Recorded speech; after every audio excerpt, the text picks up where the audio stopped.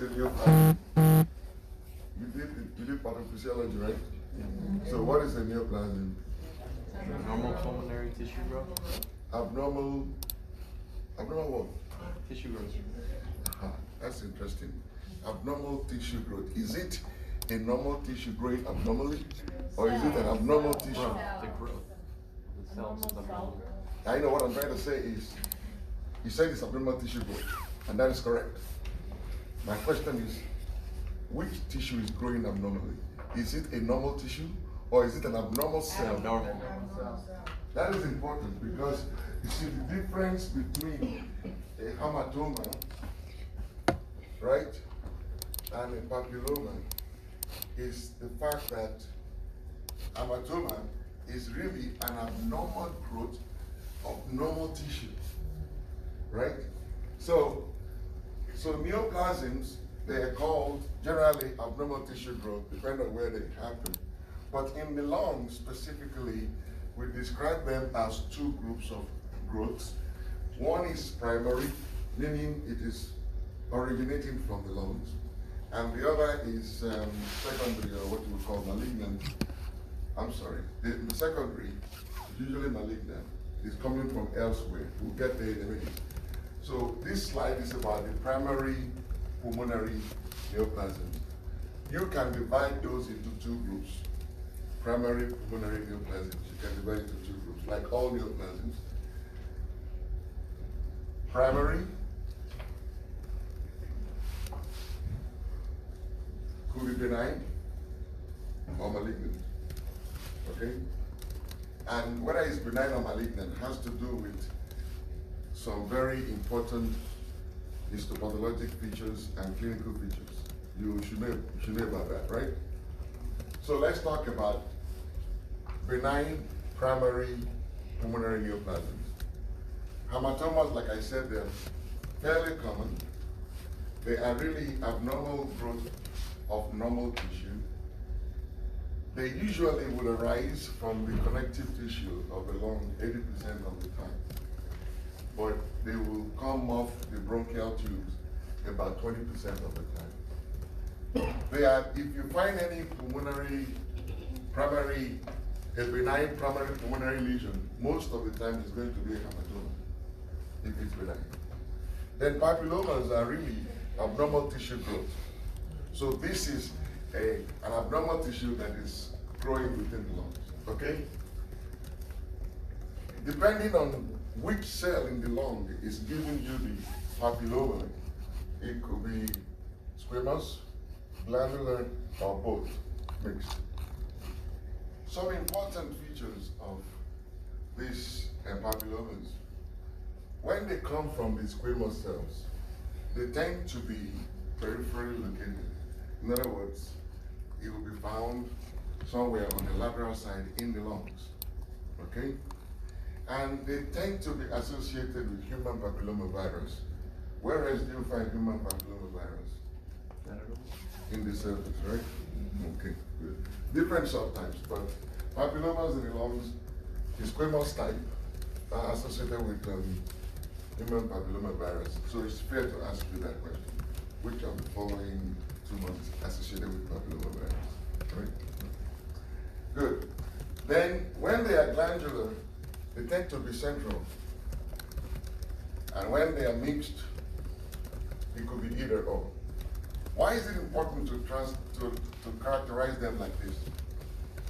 Because you see, if you find somebody with lung mass and you send them for biopsy, and biopsy report returns and says, oh, it's a mixed tissue, that is not good. Because if it says it's a mixed tissue, that means given enough time, if you're going to be in primary care, you see, this is why those of you that will be urgent care, you don't have to worry about this. Because you just do this one-time boom affair and you don't get attached to anybody.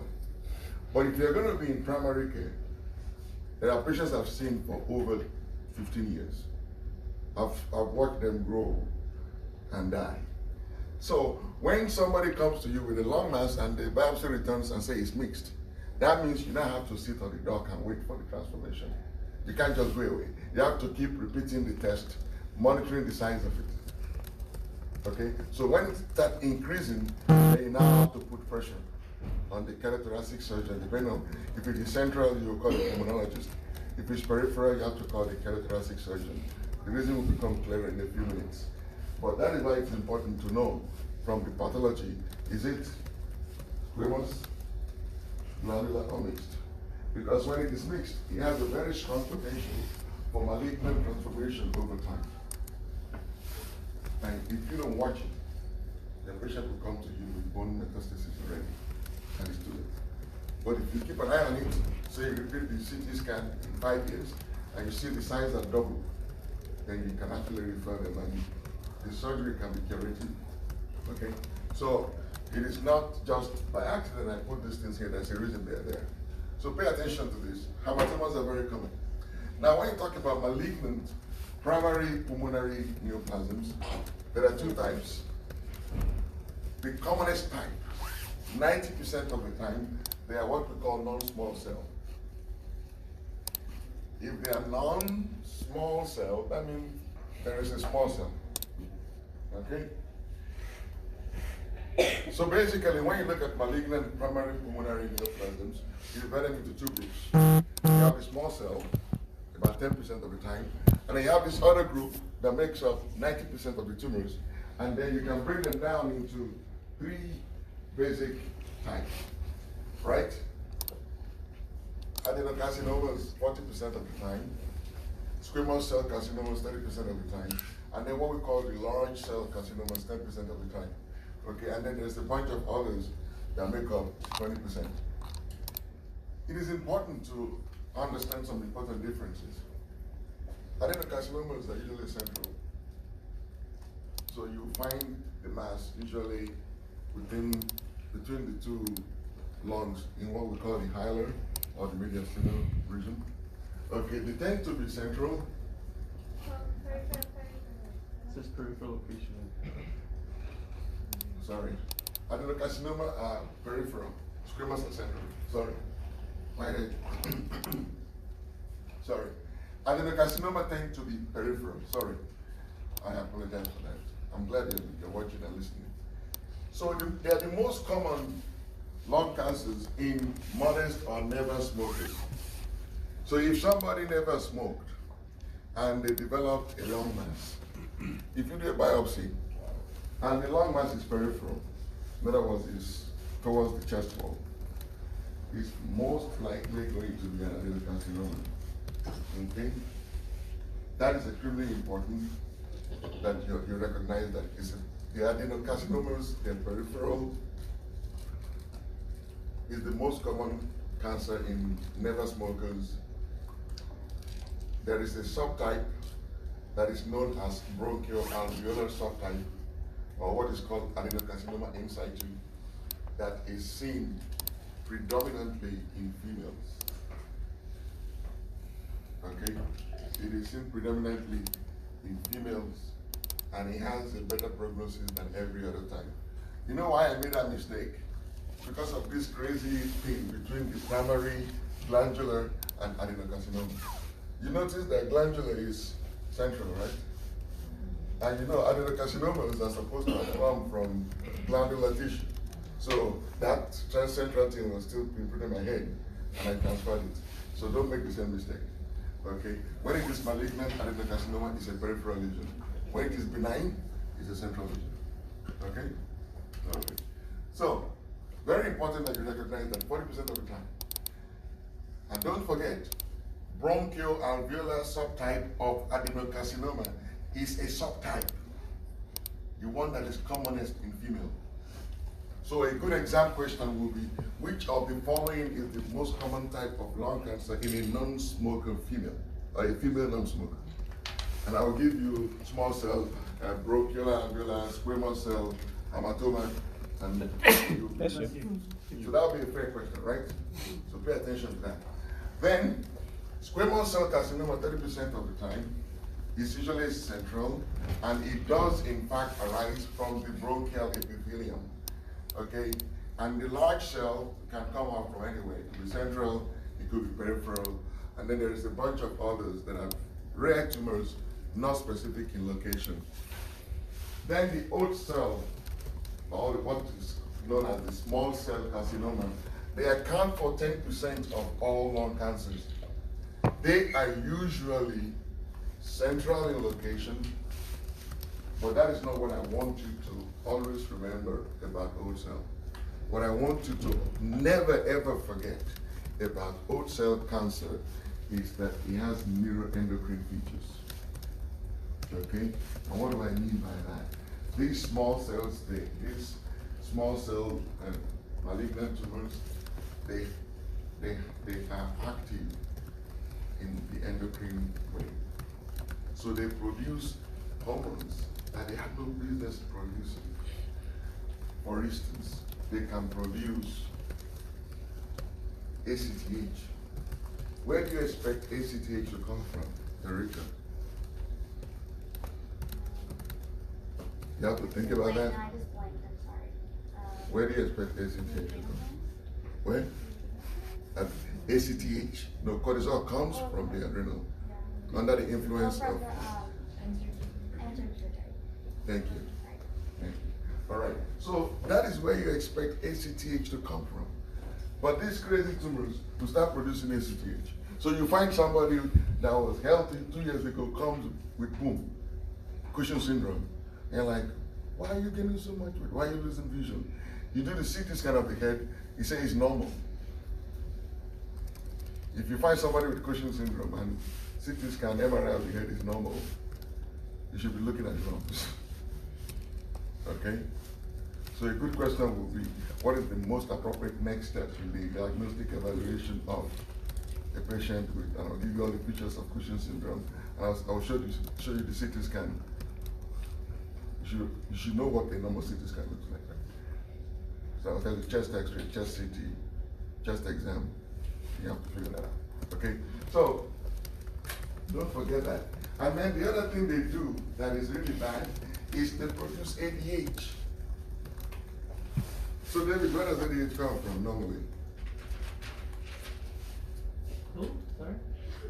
Me? What is your name? David. I'm sorry, I didn't hear you. Okay, where does ADH come from? Normal source of ADH. Is it pituitary? Where? Is it anterior or posterior? Posterior. Where is it synthesized?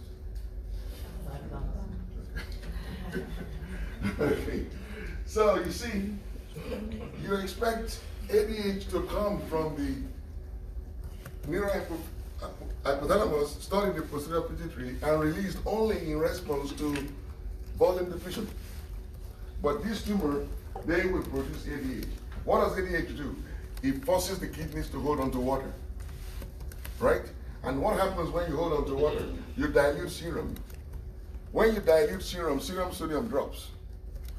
When serum sodium drops, you begin to interfere with electrochemical balance of excitable tissues like nerves and neurons and muscles. So you see somebody does not have any history of seizure, had a seizure at work. Baseline lab results came back, sodium is 108. So you know this person had a seizure because of sodium of 108. But why is the sodium 108? You now have to do a whole workup to find out why is the sodium 108. And we'll talk about that in the summer. Okay, but pay attention to this thing. Why is it important to talk about a peripheral location versus central location? Yes? I have a question. For the neuroendocrine features, are those the only two hormones or just like Those are the two commonest hormones, and that are associated with old cell. There is another manifestation, the neural part of it. What I've told you here is the endocrine feature. There is another part of it. You remember myasthenia gravis? And all those antibodies against acetylcholine receptors? These tumors, somehow, when you have old cell tumor, you form a different set of antibodies against the voltage-gated calcium channels in the nerves. And they present exactly like myasthenia gravis. The only way you'll be able to tell them apart is that if you study the patient closely, there are three major features that will distinguish that myasthenia gravis, this special myasthenia gravis that is called Lambert intern. What? Nothing to write with? Thank you. Here's the Bible. Thanks. So it's called Lambert. This is written somewhere down the road. Lambert Eaton myasthenia gravis. Okay. You see, Lambert Eaton myasthenia gravis syndrome, so it's called LEMS, is a kind of myasthenia gravis that is associated with small cell cancer. It presents exactly like myasthenia gravis. So Ali, how does myasthenia gravis present again? Patient will have drooping. Thank you. Drooping of the eyelids, they are weak. They get tired combing their hair. The guys get tired buttoning up because it's myasthenia gravis, classical myasthenia gravis has a preference for distal muscles. So you have trouble with fine motor activities like shredding, chopping, buttoning, distal. It tends to have a lot of facial manifestations like drooping of the eyelids, difficulty swallowing, sometimes even talking. Somebody with myasthenia gravis cannot talk straight for 10 minutes. They get tired very quickly, right? And they begin to lose their voice. That is typical manifestation of myasthenia gravis. When myasthenia gravis syndrome is caused by oat cell, it's called Lambert-Eaton. And Lambert-Eaton is characteristically devoid of facial manifestation, right? They tend to have proximal muscle weakness. So the female don't have issues combing their hair, but they will have issues doing any activity over their head. The guys will have issues screwing up anything in the wall or even in their closet looking for their clothes in the morning, right? So one major feature, regular myasthenia gravis has a distal emphasis, Lambert-Eaton has a proximal emphasis, okay? One major feature. The second feature is Lambert-Eaton does not have facial manifestation. Okay? And finally, which is the beautiful thing about Lambert-Eaton, with myasthenia gravis, the more you use the muscle, the weaker it gets. But in Lambert-Eaton, the more you use the muscle, the stronger the muscle gets. And that increased strength that you gain with repeated activity is what is called Lambert sign. Okay? I'm way off course here. I like clinical medicine. Yes? Would you have them go to like physical therapy in order to diagnose? No. Actually, once a patient with Lambert-Eaton comes to examine you, you tell them, squeeze my fingers. They squeeze your fingers. That you're testing for strength. You tell them, do it again. Keep doing it. Somebody with myasthenia gravis, the grip will be weaker by the time they get to the 10th grip. Somebody with Lambert-Eaton, the grip will be stronger by the time they get to the 10th grip. And the mistake you will make as a clinician is to think, this is acting. This is a fake patient. The system, the weakness is not consistent. You know, it's the nature of the pattern of the disease. Okay? So pay attention to that. Now, there is another endocrine feature that is associated with malignant pulmonary neoplasms that has nothing to do with oat cell. It's called, it is seen in the non-small cell cancers, and it is the production of what is called the PTH-related peptide. Okay? PTH, you know what PTH is, right? Stanley, what is PTH? Parathyroid. Okay. Hormone. Okay. So remember what I said? It is called PTH-related peptide. So it is not really PTH. It's a peptide that looks like PTH and can actually stimulate the PTH receptors. That is an endocrine manifestation of malignant pulmonary neoplasms that is not related to small cell, but is seen exclusively in non-small cell carcinomas. Okay? So if somebody comes to you, Christian, said, oh man, I'm bone pains. I can't pee, it hurts in the back. I'm constipated, I have bone pains. Like, I don't know what is going on, but your calcium is 16. And then you do a chest x-ray, you find this mass, and it's in the periphery. You have nothing else. You can right there and then diagnose that patient as non-small cell cancer. Okay? Because that is the only endocrine tumor that is associated, really. But there are others. The only tumor in the lung, the malignant tumor of the lung, that produces PTH-related peptide. Don't forget that. Any question? Okay. So, let's now go to metastatic. Okay, remember I told you that neoplastic tumors of the lungs can be primary or secondary, and primary can be malignant or benign, right? Mm-hmm. Secondary is always malignant. Okay?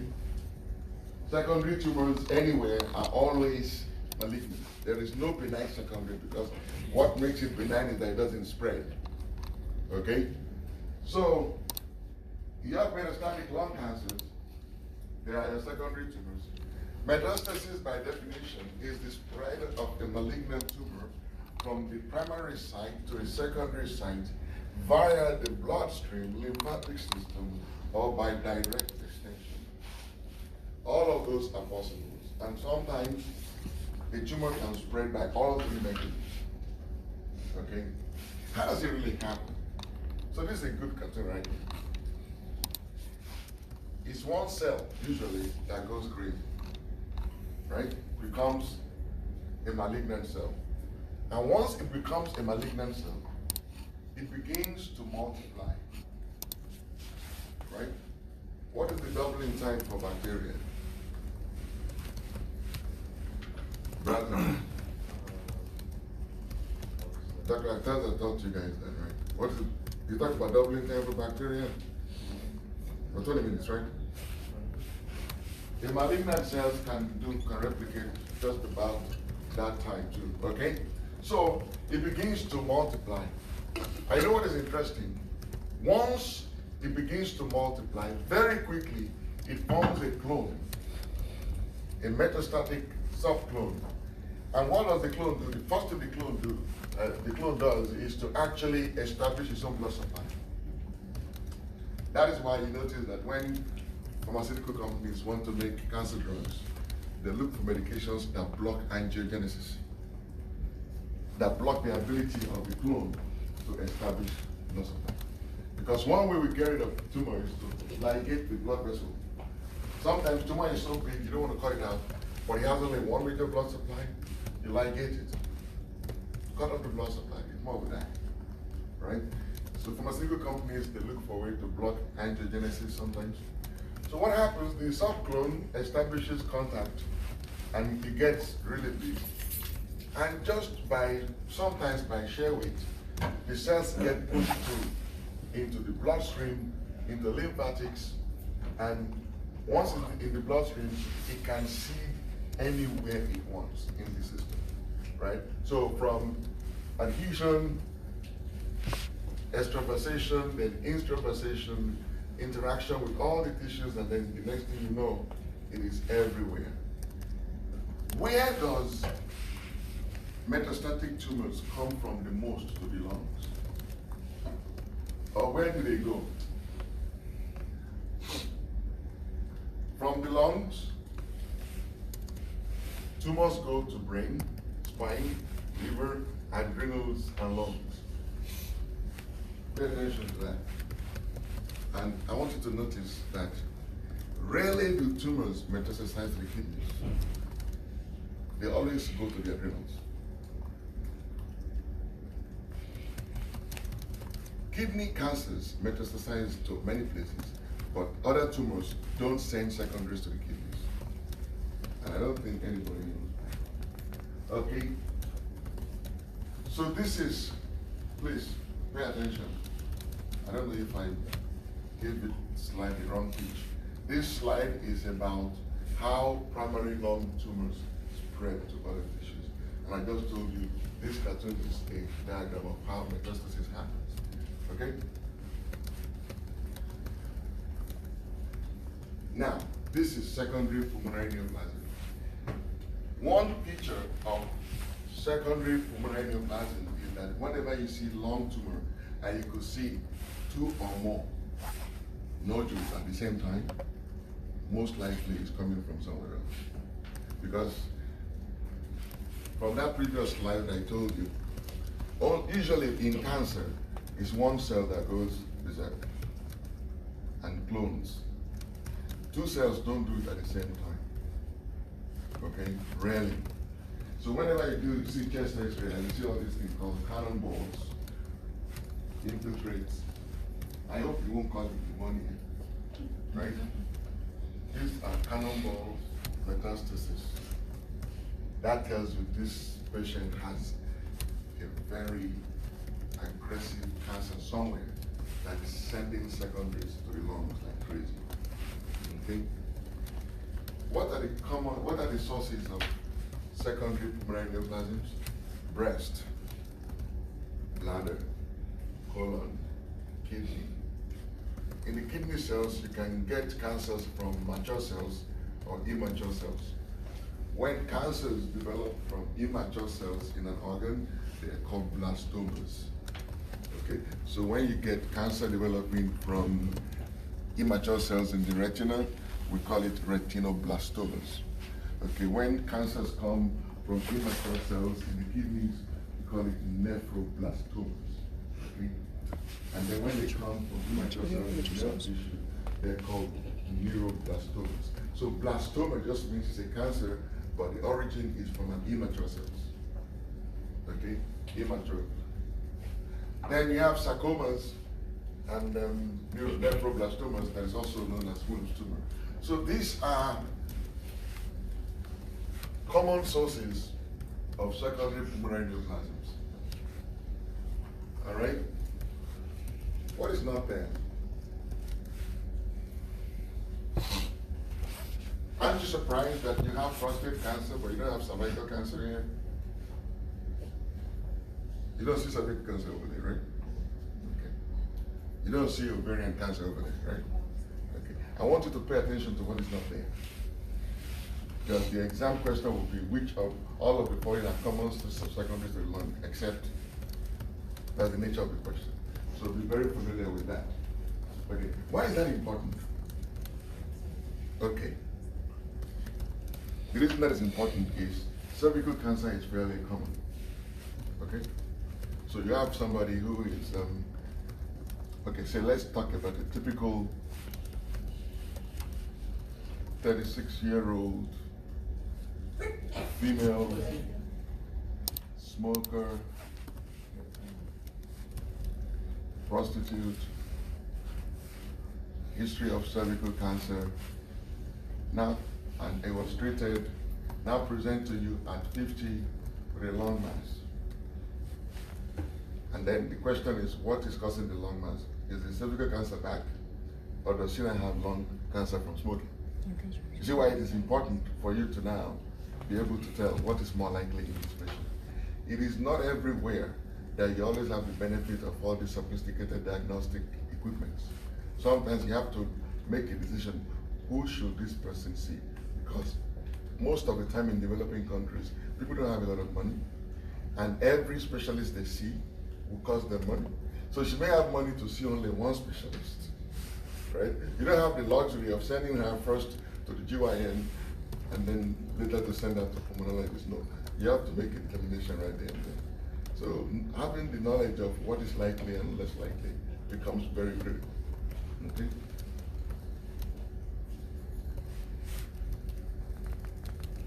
Primary pulmonary malignancies, very important. Look at cases and death. Even though lung cancer is the second leading cause, is the second commonest cancer in both male and female, it is the leading cause of cancer death. Okay? Among males, the commonest cancer is prostate cancer. Among female, the commonest cancer is breast cancer. Second to prostate in male is lung cancer. Second to breast in female is lung cancer. But if anybody is going to die of cancer, they are most likely to die from lung cancer than they are to die from prostate or breast cancer. Okay, so that is extremely important that you recognize the difference. Okay, lung cancer is the leading cause of cancer death in both men and women, but it's not the commonest cancer. Okay, that difference is should be clear to you. It is heavily tested, and I will test it. Okay?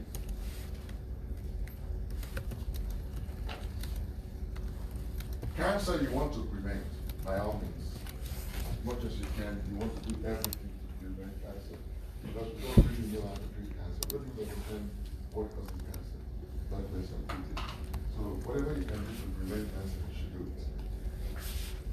The good thing is that we have some pretty good idea as to what causes lung cancer. Smoking.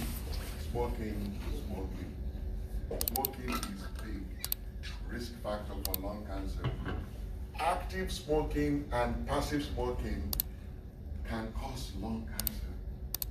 If you live with somebody that smokes and they smokes in the house, you are just as risk for lung cancer. If you see a woman blowing cigarette smoke in the baby's face, you need to if that happens, you can't do anything about it in the street because somebody can get very angry with you. But in the clinic, where you have influence, you should call them in the room. They are putting that kid on a very bad trajectory in life. There is enough trouble for him to deal with. Why you want to add to his trouble? You know. Secondhand smoke and active smoking are both risk factors. We have a little bit of a better handle on how really, let's contextualize active smoking. You're at risk, at most risk for lung cancer between the age of 55 and 80, especially if you have up to 30 pack years of smoking. And among that 30 pack years, you are still smoking and you have smoked in the last 15 years as well. So there are three things I said. You're between 55 and 80. You have already smoked up to 30 pack years. And you continue to smoke, including the last 15 years. If anybody meets that criteria, they should be screened for lung cancer. Because that is about what you need. Okay? Passive smoking. Cohabitation with an active smoker. 30% increase. Last year. 30% increase. Even if you don't live in the same apartment with a smoker, if you're exposed to secondhand smoke in the workplace, in class, whatever, lung cancer risk is increased by 20%.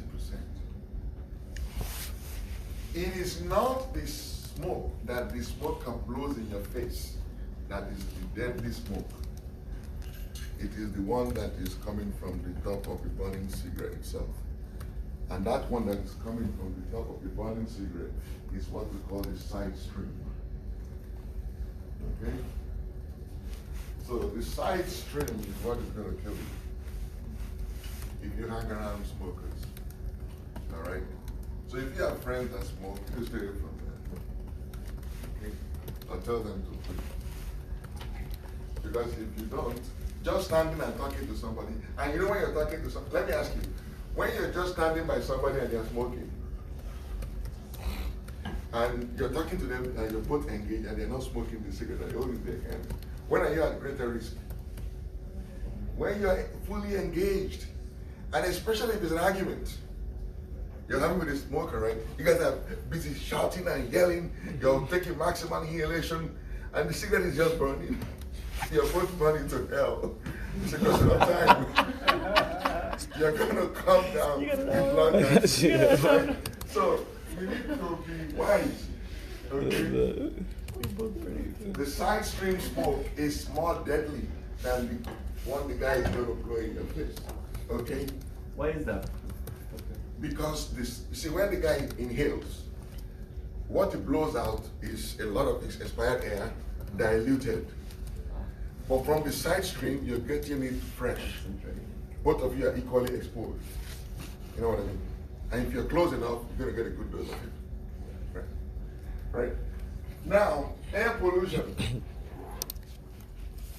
Air pollution, indoor air pollution. We talked about the radon. You remember radon? Yeah. It's that colorless and odorless gas that is a product of radioactive decay of radium. Radium is a decay product of uranium in the earth crust. But at the end of the day, before you form radium from uranium, you release radon. And radon is odorless, it's colorless, so you can breathe it and you won't even know it. Okay?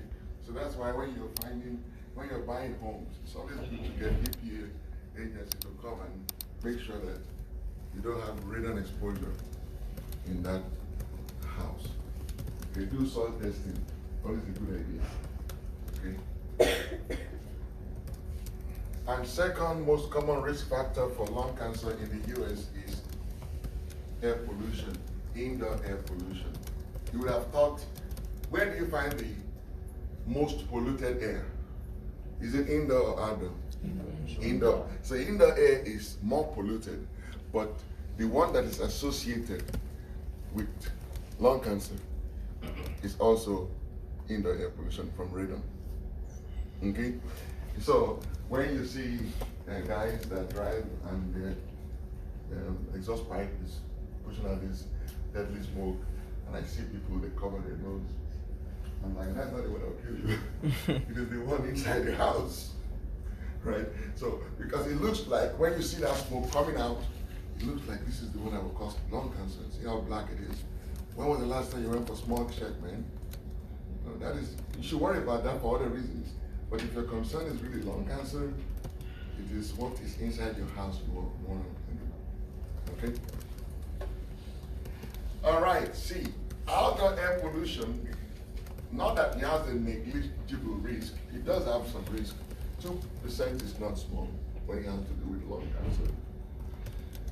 And not everything in the air outside that is capable of causing cancer. Only fine particles. And you don't know, remember what this is, right? Particulate matter 2.1 microns. Okay. And why do you need to know about that?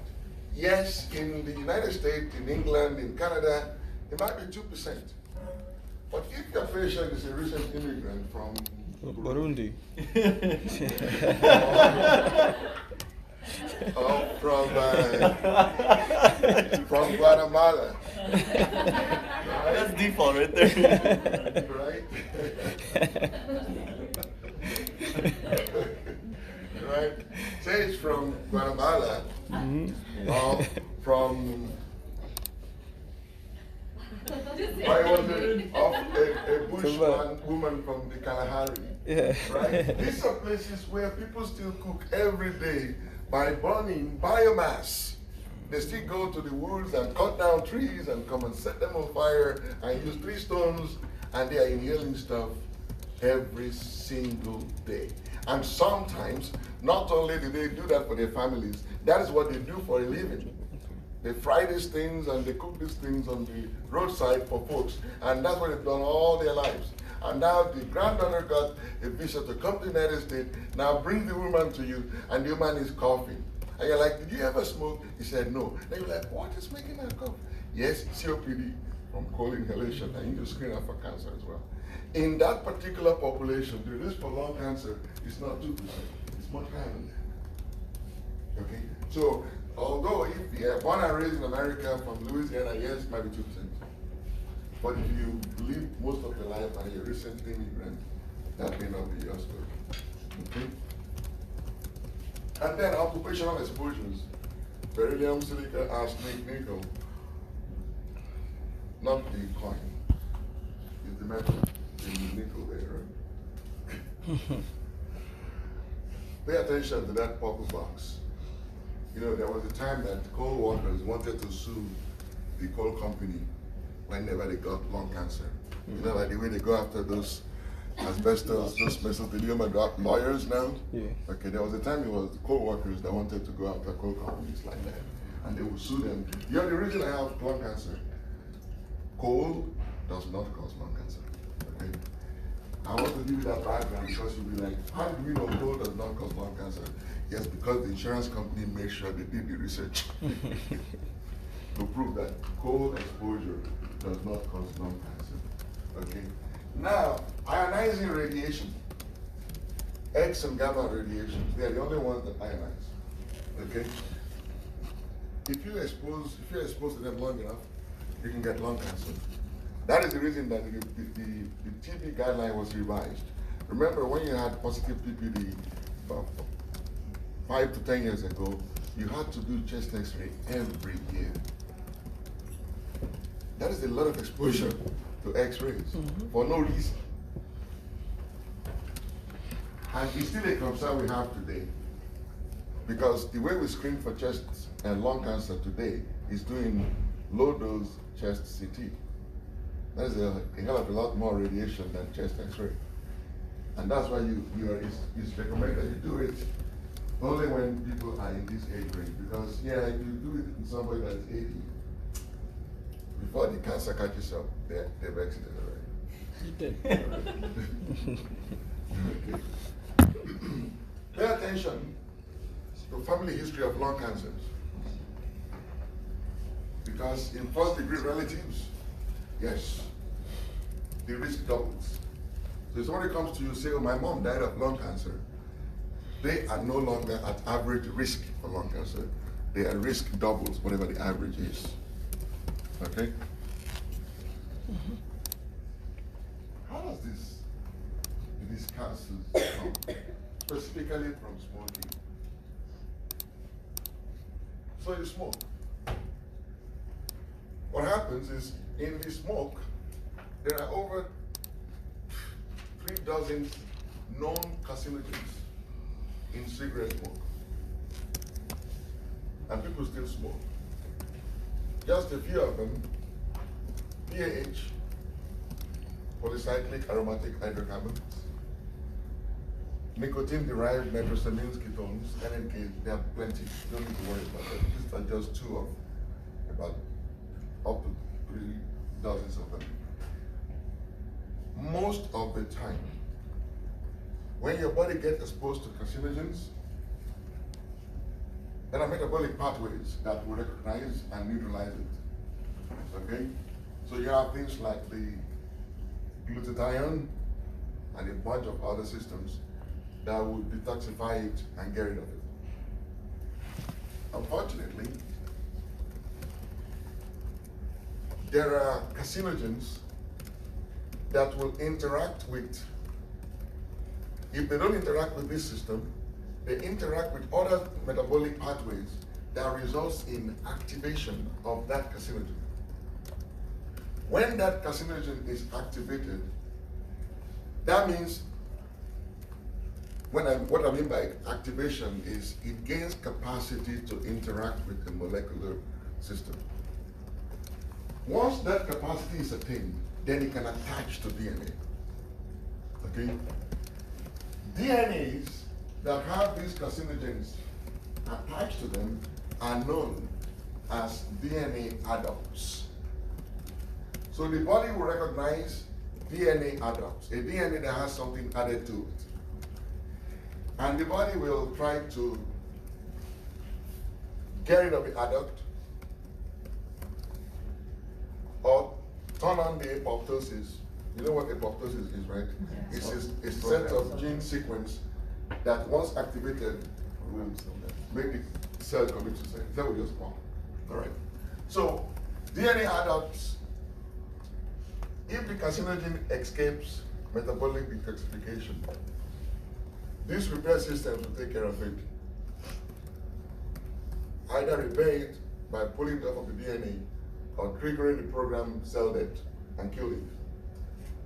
But sometimes what happens is if you have mutations in your P53 and KRAS, You've heard about RAS proto-oncology, right?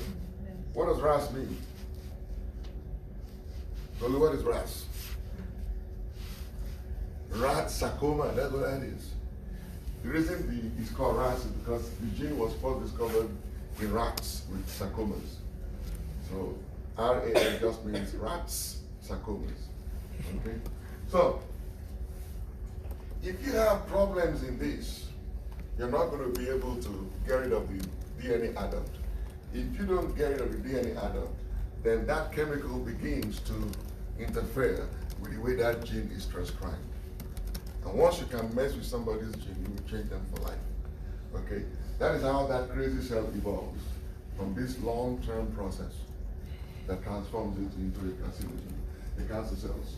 And then once it gains that independence and is no longer subject to any regulation from the local environment, it multiplies, it forms a subclone, boom, and spreads. Okay? So that has gone on for years. Now the patient comes to you and say, okay, doc, I'm here to get my physical. What would you see? Lung cancer will present to you in 3 ways. Or let me say, the way lung cancer presents to you depends on a number of things. 10% of the time, it will be an incidental finding. So you will see somebody, you'll be like, oh yeah, it's time for your annual physical. Oh, your PPD was positive the last time, and you've not had a chest x-ray. We need to do one. And then you find this nodule on the lung. 10% of patients with lung cancer are picked up like that. Asymptomatic. Incidental findings. When the lung cancer presents with symptoms, the symptoms are determined by the type, the location, and whether or not the tumor is spread. Okay? That is how you read this slide. Okay? Clinical manifestations of lung cancer, 10% asymptomatic. When symptomatic, the symptoms will be determined by the type, the location, and the spread. Non-small cell cancers, I told you about this already. They tend to produce PTH-related peptide. So your patients can come with groans and moans and stones.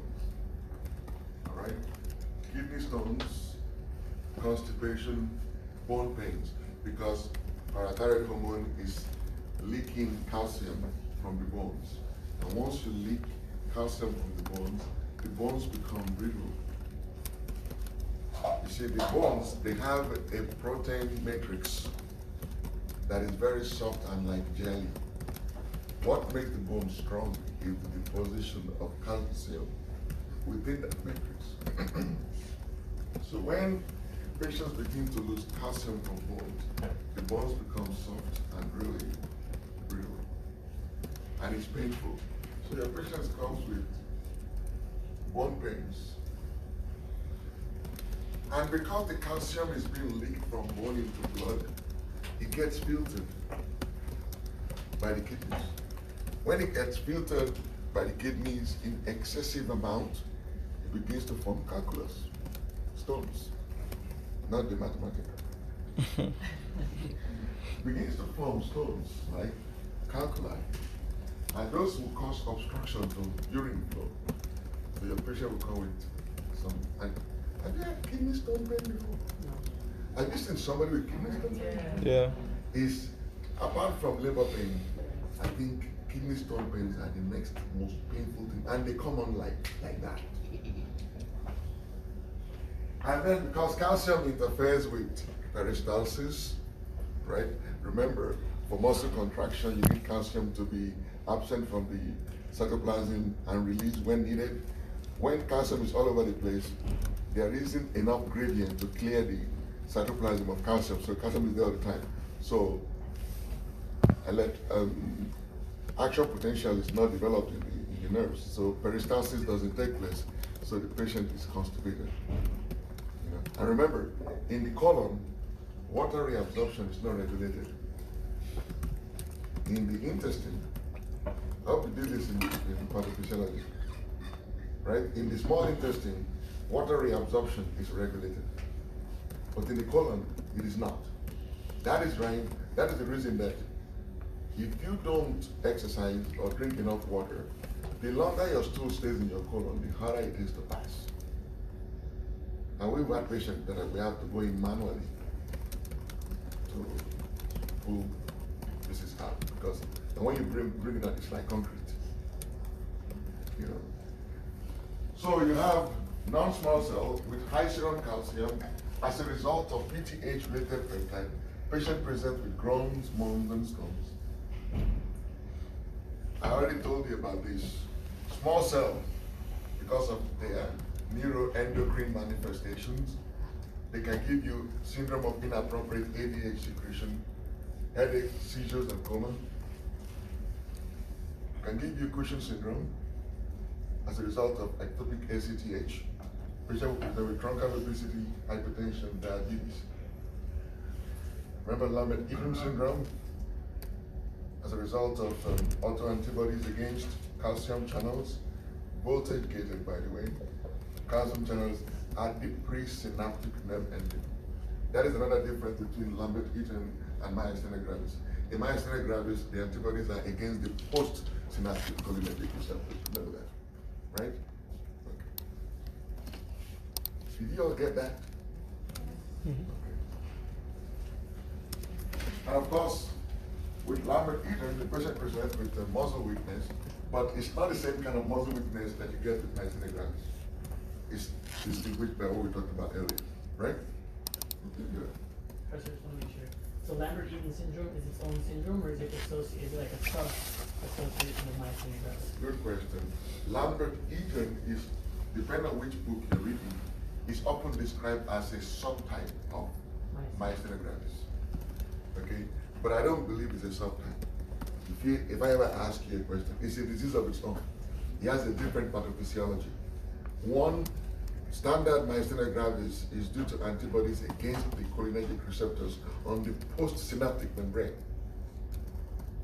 Lambert-Eaton is due to autoantibodies against the voltage-gated calcium channels on the presynaptic membrane. Lambert-Eaton has proximal emphasis. Myasthenia has distal emphasis. Lambert-Eaton, they gain strength as they use. In myasthenia, no, they get weaker as they use the muscle. Regular myasthenia, they have facial manifestations. Lambert-Eaton, usually don't. Usually except. Okay. Never, it's not a never. You never say never in medicine. But usually, you won't find facial manifestations with Lambert-Eaton. Okay? Good. So you see, this is how your patient can present, depending on the type of lung cancer they have. Now, depending on whether the tumor is central or peripheral, they have a different set of symptoms. So if it is central, your patient will likely come with cough. Because remember, if it is central, that means it's in the tracheobronchial tree, the primary bronchial, right? And it can trigger cough, and they can bleed into the airway, and the patient will cough it up. Okay? They will be short of breath, and when you do the flow volume loop, you will see that depending on how big the tumor is, it could be fixed airway obstruction or variable. Remember that? Okay, good. They get chest pain, but remember, when the tumor is central, the chest pain is usually non-pleuritic. Okay? Remember, the lungs don't have pain fibers. It is the pleura that does. Right? So if it is a central tumor, your patient will have chest pain because of the bronchial irritation and ulceration. That pain is not going to be pleuritic. And when the tumor occludes the bronchiole, the distal airway will collapse. Right? Because air is not going to get there. So you can get atelectasis. And once you get atelectasis, you understand the mechanism, right? You have a lung segment. So this is bronchiole, and this is the lung segment. It's not an alveolus, it's a one segment. So this will be my representation of each alveolus, right? So you have a tumor that clogged this finally. So air is not entering or leaving this part of the lung. But the capillaries are all around it. So they will suck out all the oxygen, whatever they can be there, and they'll put in the carbon dioxide they can, but it's cut off. So at the end of the day, what happens is this airway will collapse. Because it's not being, the air is not being replenished, right? Once that airway collapses, the pressure becomes negative, right? And that negative pressure will suck fluid into that space. Whenever there is water, there will be life. Okay? That's why we keep looking for water on Mars, right? We can find water there, we can live there. We start taking interplanet flights. So, once there is water, bugs will grow. You develop pneumonia, and then you get a post-obstructive pneumonia. So tell me something.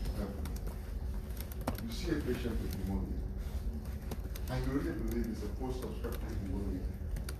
What would you look for on that chest X-ray that will convince you that definitely this is not a pulmonary pneumonia, this is a post-obstructive pneumonia? I not only need to treat this pneumonia, I need to work on something else. What would you see?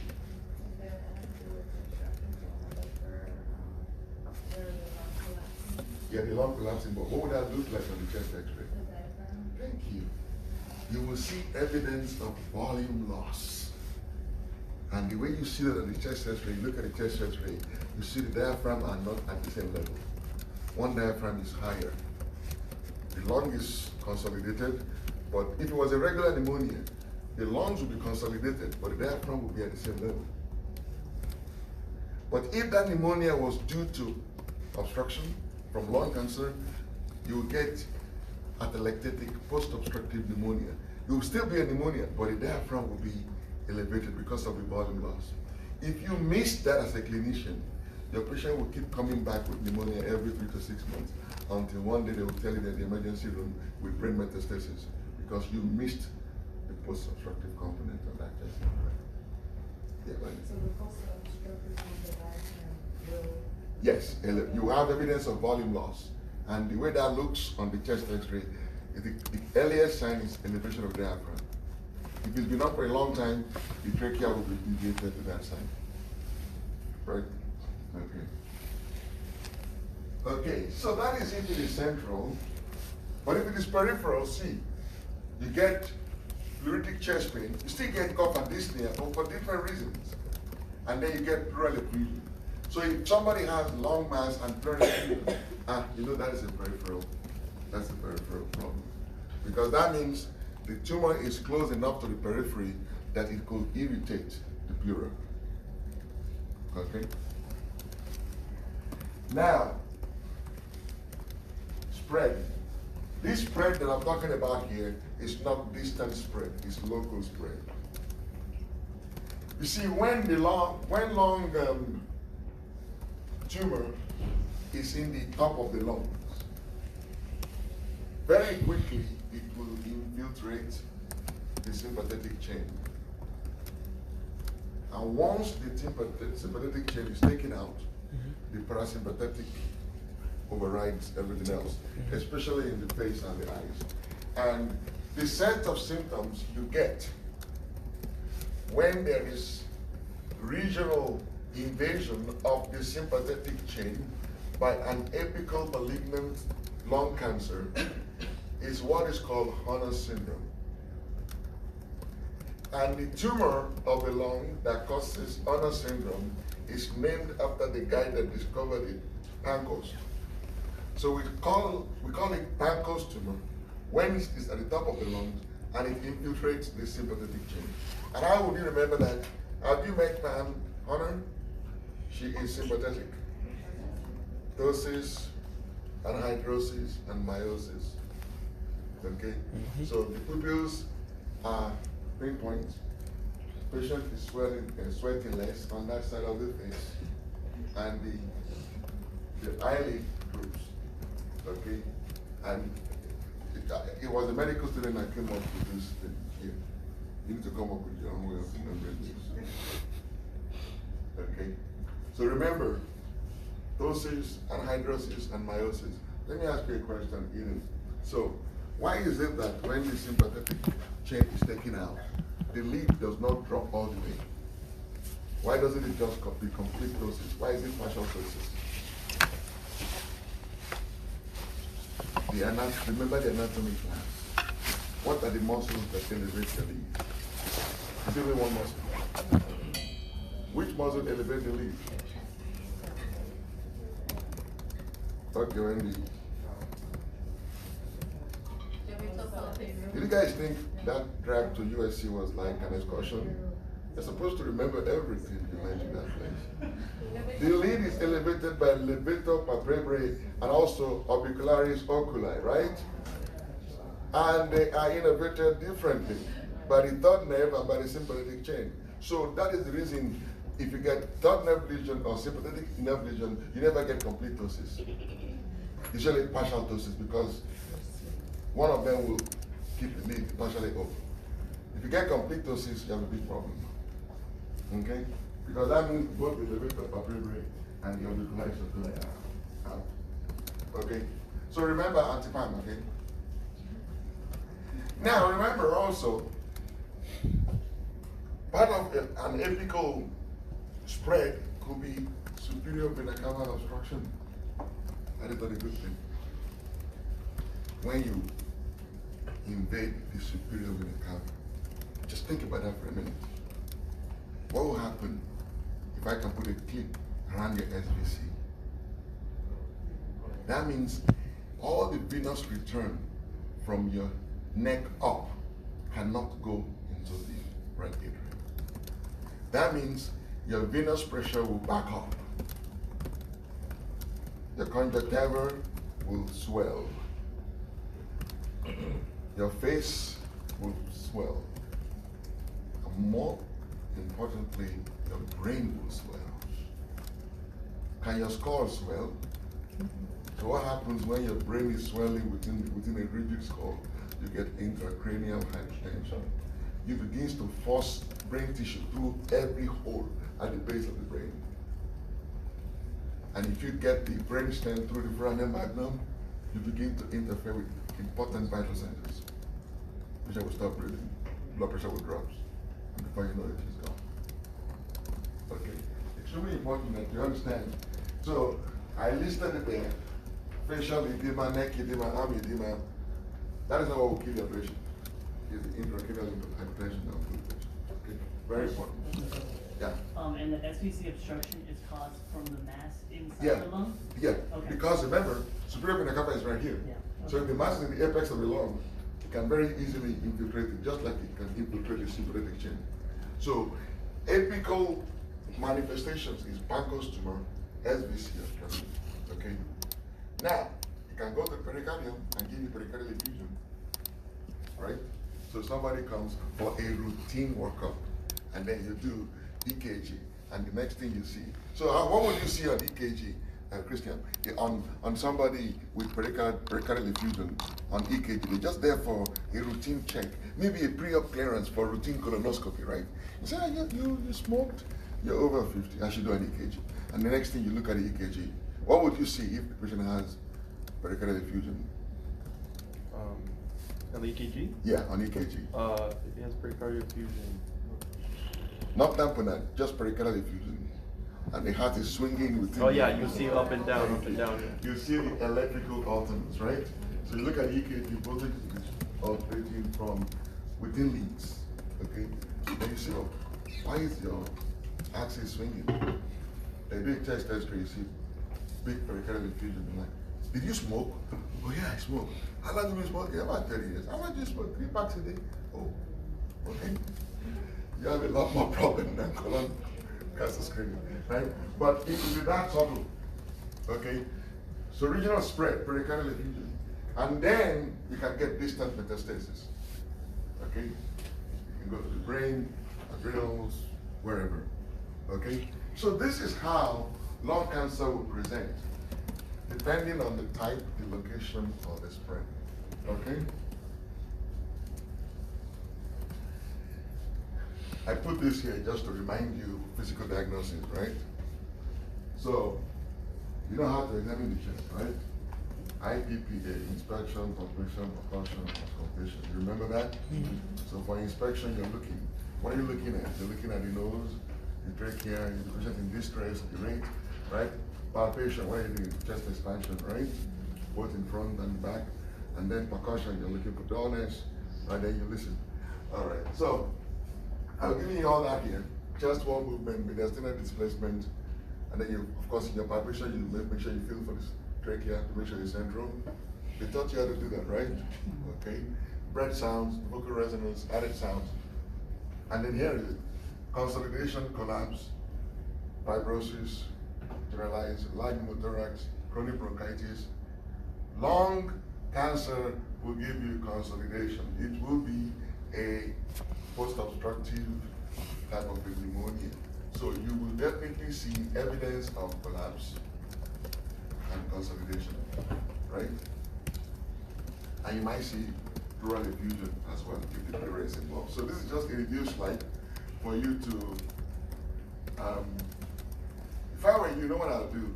I'll take this slide and I will wipe out everything here and try to fill it in from just me thinking about it. Okay, it's a good way to review your physical diagnosis, but it's beyond the scope of the lecture. All right, let's go. Digital clubbing, you've seen it before, you know about shamrock window. And you understand that digital clubbing means shamrock window is absent. Okay? So shamrock window is the normal. I've heard people think of shamrock window as if it's a pathologic sign. No, shamrock window is normal. It's normal. I can see Christian through my stuff like that, right? It is when it is absent that is the problem. Okay? Now, it is not every time that you see digital clubbing that you say, oh my God, you may have lung cancer. That is not true. And a lot of causes for digital clubbing. Okay? So this is just a side stream, but it's not legal. You didn't get that. All right. So what I'm saying is this right here is, I'm digressing. It has nothing to do with lung cancer. But I see that I have this space and I can deal with it in half a slide. So I decided to do it. Okay. So it's not all digital clubbing that is due to lung cancer.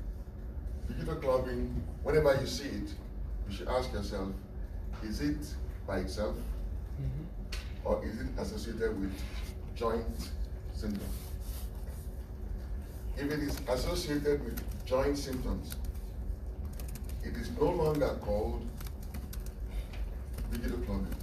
If you find digital clubbing with periostitis, painful, tender joints, around the same indeterminate phalanges, or the pelvis, you don't call it digital clubbing anymore. When digital clubbing is associated with periostitis, the proper name is hypertrophic pulmonary osteoarthropathy. That is almost diagnostic of lung cancer. Okay?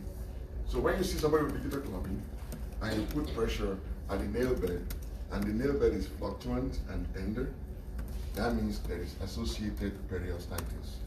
You don't just call that digital clubbing. Digital clubbing is when the nail is clubbed without periostitis. When there is periostitis, you call it hypertrophic pulmonary osteoarthropathy. That one is usually associated with lung cancer. Okay, so you got that. Now, when you don't have it with periostitis, a number of things can cause it. If it is unilateral, that means the patient has a vascular anomaly. It could be an AV malformation, it could be arterial aneurysm. Something is interfering with blood flow to that arm. Okay, so when you have unilateral digital clubbing, so a very good exam question would be which of the following is associated with a unilateral digital clubbing? And I will give you cystic fibrosis, celiac disease, and I'll put brachial arteriovenous malformation. So when it is unilateral, only two causes. It's a vascular anomaly, right? When it is bilateral, you have a problem. Because it could be acquired or it could be congenital. When it is congenital, the patient will tell you, you know, and it's usually people of African descent. They have this nail that just curved like that. And they tell you, oh, my father's nail was like that, okay? Then you know it's congenital time. But if you tell, no, you know, my nails were never like this. This started happening about 5 years ago. Then you know you have a problem. Usually it will be heart, lung, or GI most of the time. In the heart, it's got to be a cyanotic congenital heart disease. Okay? In the lungs, it is usually a suppurative lung disease. Lung abscess, bronchiectasis, those type of suppurative. You know what suppurative means, right? Right? Suppurative. Okay, wait. When you guys did pathophysiology, did you do inflammation? Did you do acute and chronic inflammation? Because I remember in one of my earlier lectures, you guys didn't know what granulomas were. So did you talk about granuloma? Okay. Whenever there is inflammation, there are only 3 ways it can resolve. It can be resolved completely and the tissue is back to normal. That is called resolution. It can resolve by total destruction and pus formation. Right? Suppuration. Let me write it for you. So you have, anytime you have inflammation, there are only 3 ways you can, acute inflammation I'm talking about. Either you get resolution, you get suppuration,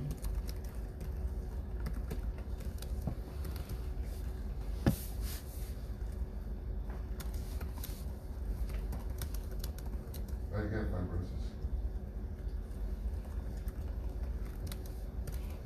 Acute. So, resolution means the tissue recovers and replaces itself with itself.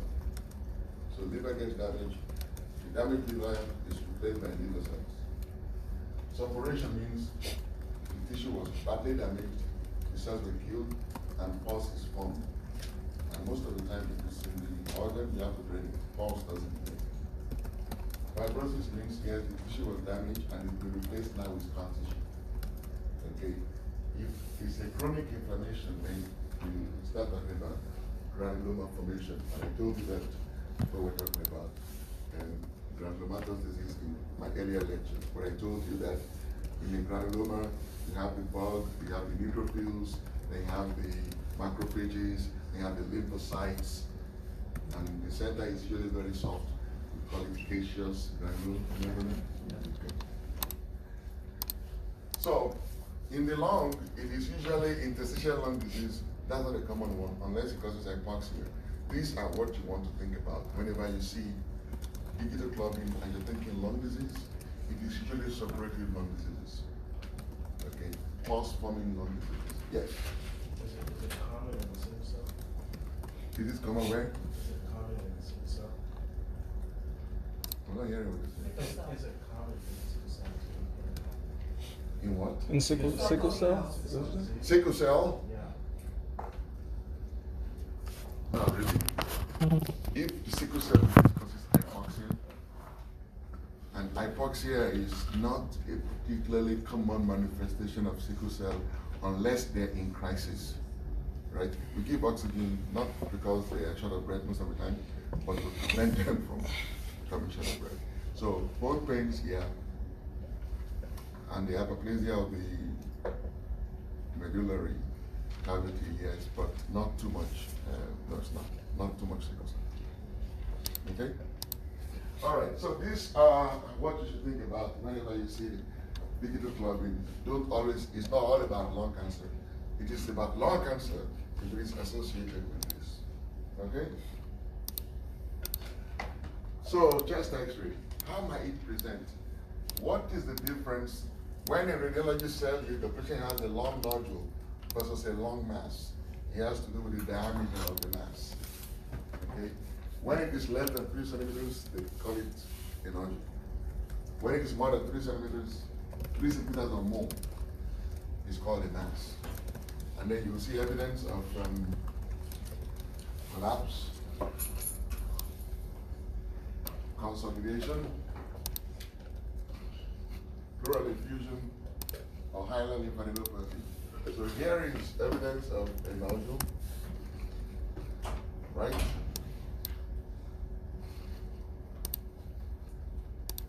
That's a mass. See, there's pleural effusion, and you see the costophrenic angle is blunted. Okay? And this is hilar lymphadenopathy. Radiologists will tell you what they're seeing.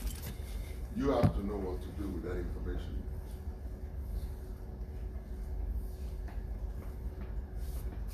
So, the radiologist says, well, the patient has a long mass. It does not always mean cancer. Remember that. A long mass could be neoplastic, or it could be granuloma. And when it is neoplastic, it could be benign or malignant. Hematoma, papillomas, hemangiomas. Hemangiomas are vascular tumors. Okay? Malignant, it could be primary or secondary. Primary could be non-small cell or small cell. Non-small cell could be squamous adenocarcinoma or undifferentiated non-small cell. Remember, adenocarcinoma is the one you see with the phyllo. Okay, subtype of it, the bronchial alveolar type. Remember that. Secondary lung cancer. So I want you to please remember that. It is not every time you see a lung tumor that you're dealing with lung cancer. It could be, yeah, it could be neoplastic, and it could be lung cancer, but it could be benign tumor. And more importantly, it could be granulomas, right? Lung abscess, TB, cocci, histoplasmosis, aspergillosis. Cocci, histo are endemic mycosis, right? So somebody can have them, but what would clue you into that? The patient will be acutely ill, and there will be history of recent travel. They are new to that environment, okay? And then we have non-infectious granulomas like sarcoid. You remember amyloidosis? Did you guys talk about amyloidosis? Okay. Sometimes, usually, the amyloid protein is spread all over tissue, so it doesn't form a mass. But there are times, especially in the lung, that instead of being dispersed in the tissue, the amyloid protein will condense in one place and form a mass. When amyloid protein forms a mass, it is called amyloidoma. Okay? It could be a rheumatoid nodule, and it could be Wegener's granulomatosis. Remember Wegener's? It's a vasculitis, remember that? Excellent, okay. So these are important differential diagnoses of a solitary lung nodule. Dr. Mars, I didn't catch what you said about hemangiomas. On the other side? Vascular tumor. It's a vascular tumor. Okay. And So like, if you have a vein that dilates and becomes lobulated, it forms a mass. X-ray will not be able to tell it apart. It will just show it as a mass. if you see that on the liver, like, is that something to worry about, like, as far as like progressing? Yeah, that is if you've seen where somebody got punched in the stomach and they bleed into the abdomen. Usually they have hepatic hemangiomas. Yeah. Okay. Yeah. Thank you. Any more questions? Okay. Good. So this is a cartoon, I really like it, because it tells you what to do with this solitary pulmonary nodule. This is a big deal, because you know, if you know what, first of all, if you can identify a solitary pulmonary nodule and you know what to do with it, you can prevent lung cancer. So most of the time, if anybody's going to ask you any question about lung cancer, it's usually going to be, what would you do with a solitary pulmonary nodule? Okay. Because that is what you're likely to see in practice. It looks complicated, but really very simple. It's a nodule. Patient doesn't have any symptom. No weight gain, no weight loss, no cough, no hemoptysis, no visual disturbance, and the palm is not there. But if you have a nodule on your lung, you're pretty okay right now. I'm going to watch this and repeat the chest x-ray in 2 years. But don't do it alone. Even though that's what you're going to do, send a pulmonary consult anyway, okay? Always a good idea. Even when you know what to do, but there is potential that your patient can go south on you and come back and think you did something wrong. Send a consult so that you have an expert with you. He will agree with you. You know what to do. The consult is not for the patient, it's for you. Okay? So you see that? If there is no change in 2 years, and it's maybe an old scar, whatever, you can leave it alone. If it increases in size, you should worry. Okay? Now, if the patient has a lung mass and he has this bad history, like it's between 55 and 80, smoked terribly, mother, father died of lung cancer, or patient already had some kind of cancer, maybe colon cancer, treated, and or the mass is in the upper lobe, and specifically there are evidence of speculation. That means he has spikes. Like within the mass, you can see spikes. All of those put together make your tumor, this is not going to be a benign tumor, all right? If they are present, again, that raises your suspicion. If they are not, you're at peace. You can say, well, we'll just watch it right now. If the patient has a history of recent travel or something that points more towards benign lesion, you treat it. Give Sporinox if you think it's histoplasmosis, or even Coxy.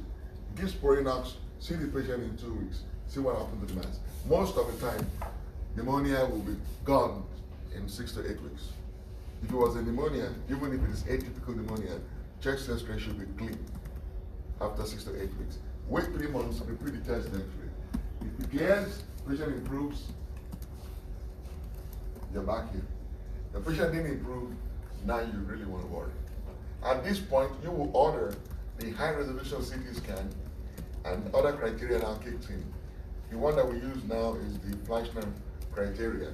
I didn't pretty much bother you with that because I could put it there. I've never used it. Nobody has ever asked me about it.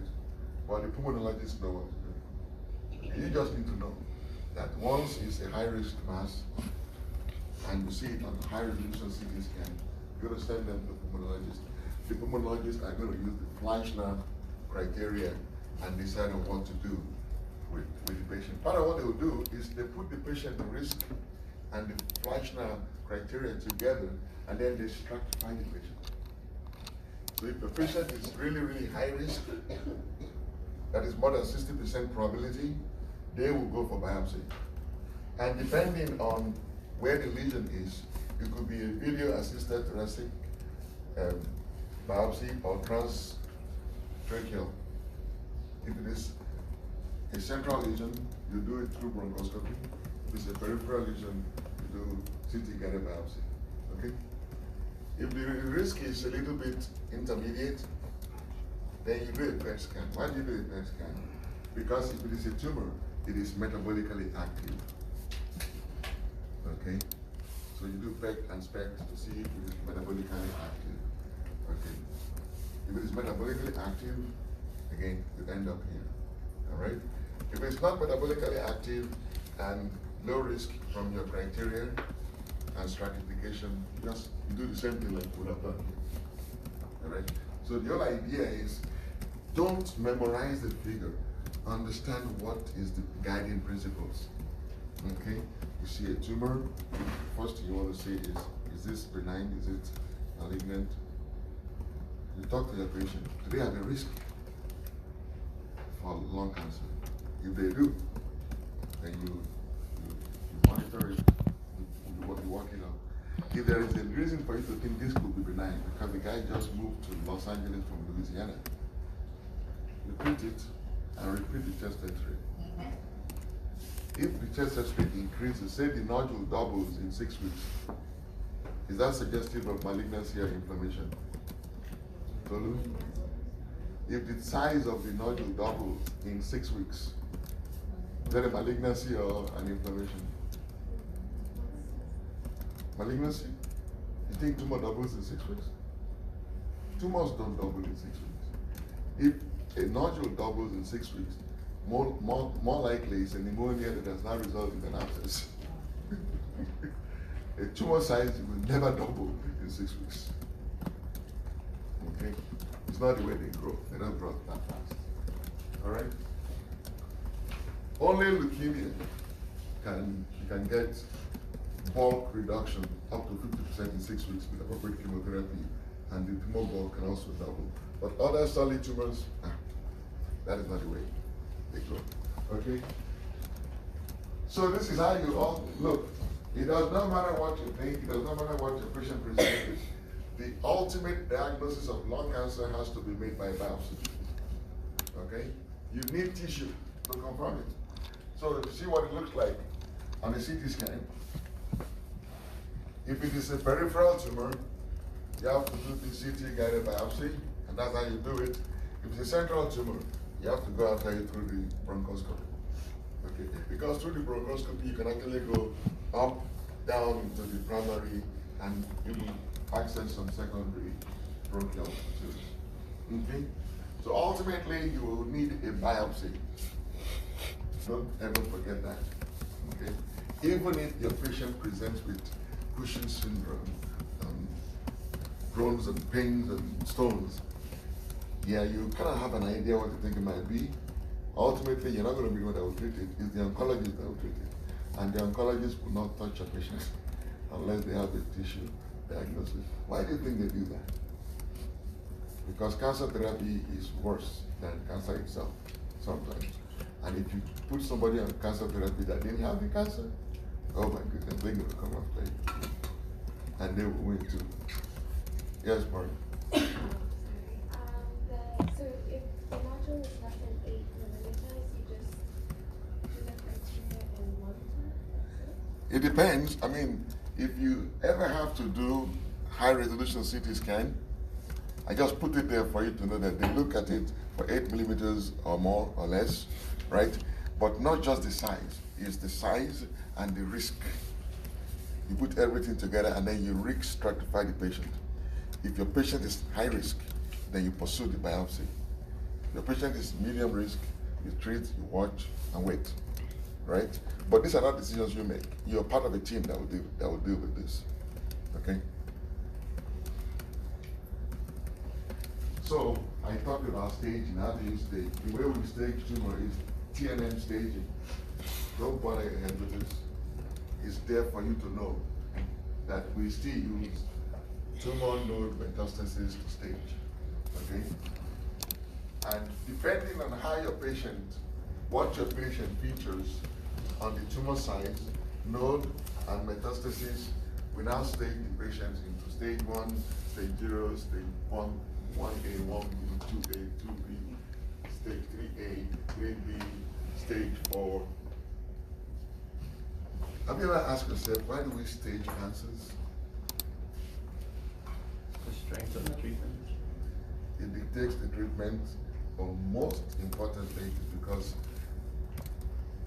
the response to chemotherapy is very poor.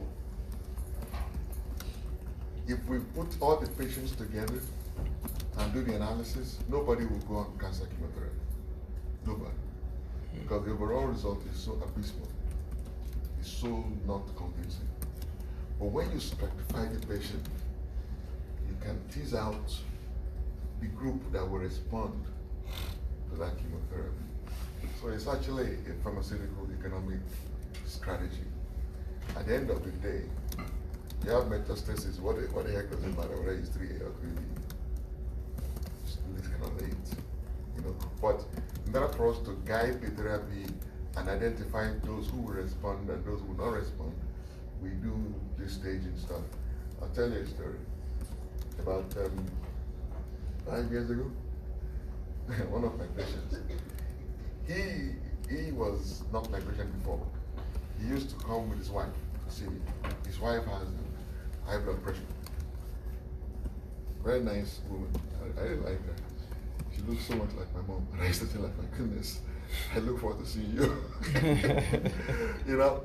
So she's been coming to me for a long time. Then the husband started accompanying her. Then in one visit,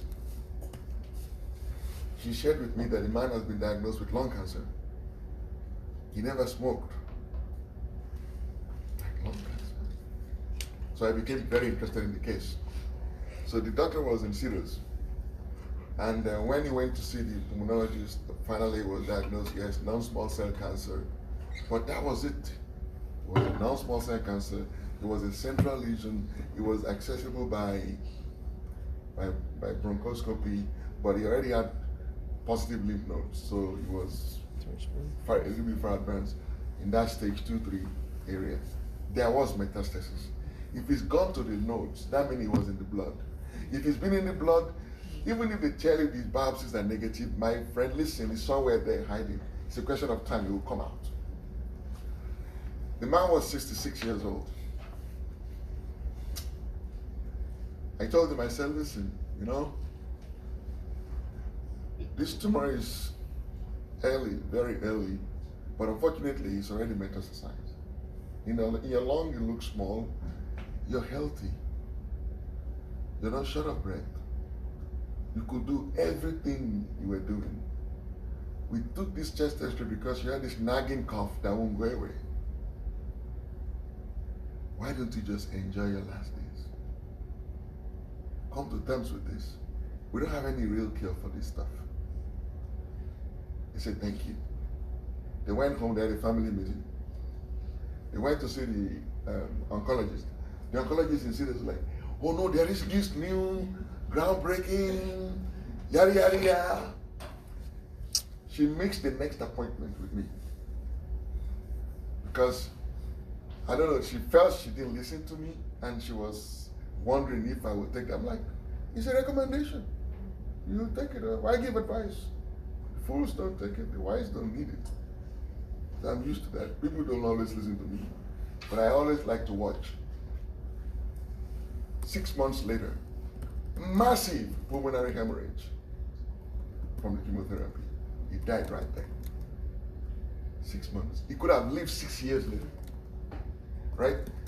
Does that mean the drug didn't work well, or maybe that we shouldn't be trying? No.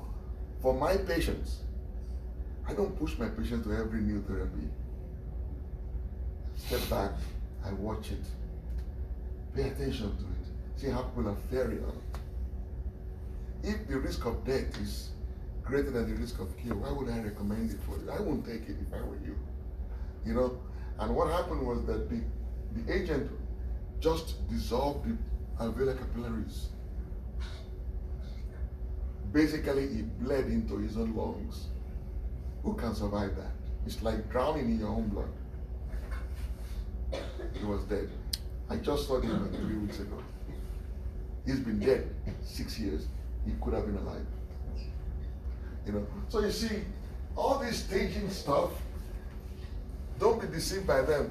They serve their purpose. Yeah, we like to use them for research, but more importantly, it's really to make sense of chemotherapy.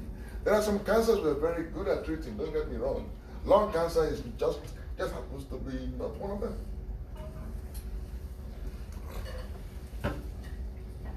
So what did we do? Well, this is what you do. The treatment of non-small cell and small cell cancer, very different.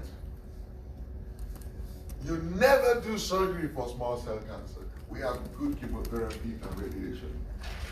You never ever have to do surgery for non-small cell cancer. For small cell cancer, sorry. Small cell cancer, all stages, chemotherapy, radiation, you will be fine. When it is non-small cell, a little bit tricky. When it is non-small cell and it is early, you can actually do a pneumonectomy or do lung resection. If it is small enough, you can do surgery. If it is reasonably big size and you're not sure if it is spread or is still local, you can do surgery and do backup chemo or radiation therapy. There are times that the team, usually it's not one doctor that treats cancer, it's a team. Okay? So in lung cancer, you have the oncologist, you have the cardiothoracic surgeon, you have the pulmonologist, you have the nutritionist, and you have utilization review nurse. Everybody is sitting together on our place to approach this. There are times that the tumor is really big and you think the patient might bleed too much if you try to remove it, especially if you're taking the tumor out of a very rich vascular bed where bleeding can be substantial. Then they will decide sometimes, why don't we shrink it a little with chemotherapy and then go after the leftover. So you've heard about bulk reduction surgeries, right? Where they will, sometimes you can use surgery to debulk the tumor and then use chemotherapy to finish it up. You can also do the opposite. You can use chemotherapy to shrink the tumor so that surgery it becomes surgically amenable. So it's not always a one-way street. But these are complex decisions, a lot of factors into it. The only thing I want you to remember is that small cell, never do surgery. You don't ever need surgery for it. Okay, because the tumor is chemo and radiosensitive. Look at the 5-year survival rate. Okay, you can see it's not very good, right? This is small cell. This is non-small cell. Dr. Lyons, you said never do chemo. Surgery. Oh, surgery for a small cell. Small cell never need surgery together. Okay. All right, this is non-small cell. This is small cell. You would ask me, why is it that small cell cancer that has effective, that is chemosensitive and radiosensitive, has less survival? Why? Because people miss it. Because patients present weird. They'll come with seizures. You have hyponatremia, you have to think of a lot of stuff. You see a new onset diabetes. Unless you calm down and talk to the patient and do a complete history, you would think it's just another diabetes. After all, it's a common problem, or especially in African Americans. So they are obese. You will write it off, and that is the reason a small cell cancer, a cancer that is actually chemo and radiosensitive, is people don't survive it because we don't operate, we're not driven by evidence. We are often driven by bias and prejudice. And we deny people based on our sick thinking pattern. I hope you don't practice medicine, presumptuous medicine. You will be deadly. Just take care of the patient, talk to them, understand them. Don't make any assumptions. You want to prevent lung cancer? Ban smoking. That's a good place to start. Ban it in public places, ban it in work sites, ban it on school campus and colleges. We just banned smoking on our campus less than 5 years ago. Anybody smokes here? All right. And then look at the benefit of smoking. The benefit of smoking. Okay, somebody lied. Who smokes? No, we laugh because you ask us that like all the time. You really want to drill it. No, I'm just saying, you know what? At least here is good. You know how you know when somebody is lying? You ask them the same question over and over again. They're with gonna some time slip. in between. I learned that from my wife. Why you keep asking me that question? You asked me that 3 weeks ago. I did call her.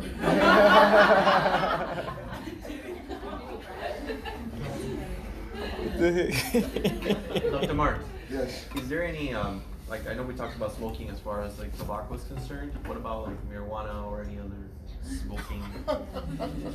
You know, we don't know that marijuana causes cancer, but it does a lot more damage than cancer will. I think cancer will kill you. What marijuana does, it shrinks the brain, especially the hippocampus. So it takes away your ability to form new memories over time. Right? It doesn't cause cancer. We don't know anything about that yet. You know? But These electronic cigarettes, Yeah. they are more dangerous than cigarettes. And what is so heartbreaking about it is that they are making them candy flavors. So kids are looking at them like they used to look at candy. My goodness. It's like mistaking candy for cyanide. Yes, Stanley. Oh. Bradley. Oh, yeah, I had a question too. Sorry. CBD, because I know that's like one of the chemical compounds in marijuana, but I know there's a new CBD, like extracted from the THCs for health benefits. Like, does that have any effects that you know of? Marijuana and all of its extracts, they are good for pain. That's about it. It helps chronic pain. That's about it. So, do I support the use of it? Yes, in appropriate setting, especially when you've extracted the tetrahydro, whatever the chemical is, in there, and given it purified some sort. Yes, it does work. The reason I support it is because it's safer than NSAIDs, right? But the raw marijuana itself, you know. Dr. Martins, as far as like, you know how you said secondhand smoke, it's not really the smoke that they're blowing at you, it's the side burning. stream. So like, is that the same thing too? Somebody has a joint like with the side stream? No, actually, the reason the side stream smoke of Cigarettes. cigarette is dangerous because of the component in cigarette. Cigarette is particularly formulated to make you addicted to it. You know, and they have all kind of, oh my goodness. We're gonna do a lecture on smoking cessation. Huh? Did we do smoking cessation already? Okay, you remember that slide and all the toxins that are in cigarette? Yeah. I mean, do you know if I have a friend of mine shared a commercial with me in the US in the 60s. Cigarette smoking was promoted as beneficial for health. I still have the commercial. I'm like, seriously? You know, but thank God we have the government that really works. I have one more question. What about I have a friend who smokes, but they smoke the American spirits. So like he says that those have they're like natural. Like, they don't have any of the added. Is that a type of cigarette? I mean, I don't believe, Sounds but like a lie. is it better? Like like if you were to have a patient and smoke. You know, this is a very Sounds like raw common water. philosophy. Sounds like raw water. People say it's natural. It's natural. So if it is natural, it shouldn't hurt you, right? Rhode How many on. of you believe Rhode on that? is natural. Thank you. Mushrooms are natural. You eat the wrong one, you die. You're Naturally dead. too.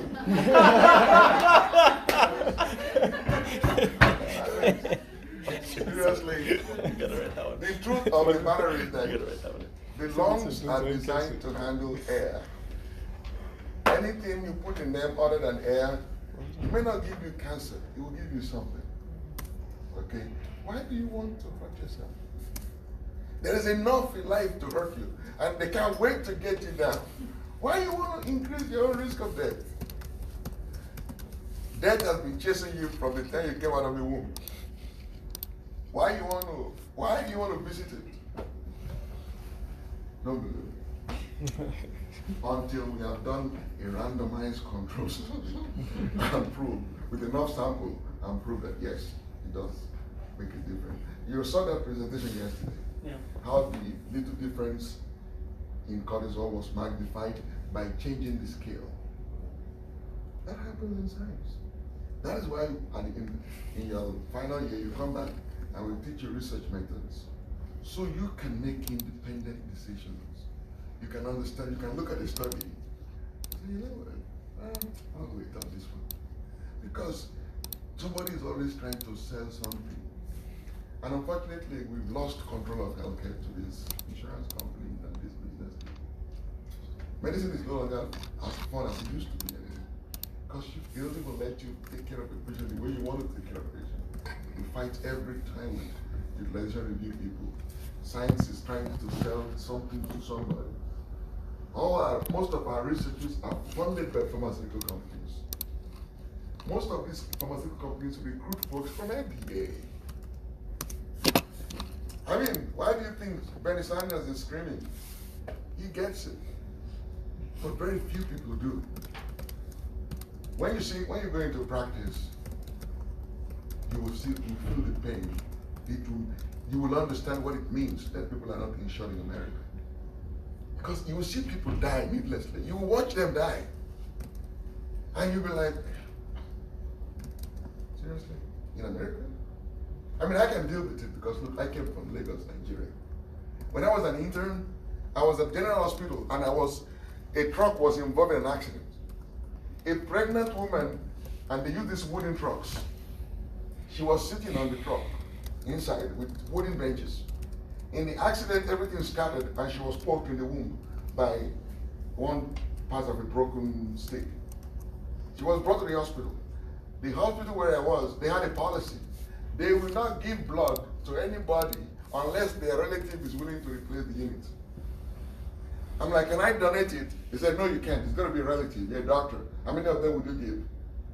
And this woman was bleeding amniotic fluid and blood. Whenever I passed by, she would say, doctor, please help me. Don't let me die. I'll go to the next one. Come back 2 hours later. Doctor, please. 4 hours later. 6 hours later. Stone cold. 15 minutes later, the husband rushed in. Where's my wife? Shoot. All you needed to be here was like 2 hours earlier, and she could have lived. Why was it not there? Damn traffic. Everybody drives like they're crazy in that city. You're not dying. Is that how people should die? You would have thought that, oh, that happened because it was Africa. I've seen it here too. But that's not what you hear in the news. You hear everything but the reality. And when you're in practice and you are dealing with reality and you listen to these politicians, sometimes those are like, shoot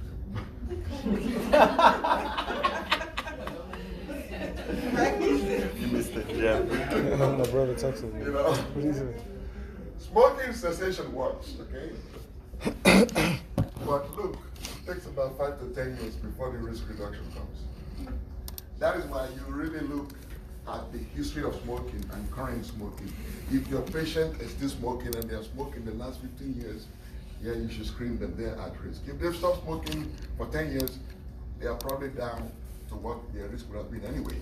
That's for everybody else. And how do you do it? We used to do sputum cytology. Of course, it was a waste of time. Then we used to do chest x-ray. It wasn't sensitive enough. Now there is low-dose chest CT, and it's actually recommended that you screen appropriate people, 50 to 80 years old, more than 35 years smoking, including the last 15 years.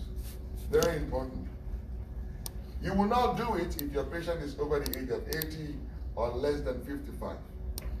You will not do it if they have not smoked for more than 15 years. You will not do it if there is comorbidities that will interfere with clearance for that low-dose CT, because it's a contrast CT. So if your patient has kidney disease, for instance. And then, that will help you if that 80-year-old woman lives another 10, 20 years, because you would have exposed her to so much radiation that you might indeed induce the lung cancer. Okay? Any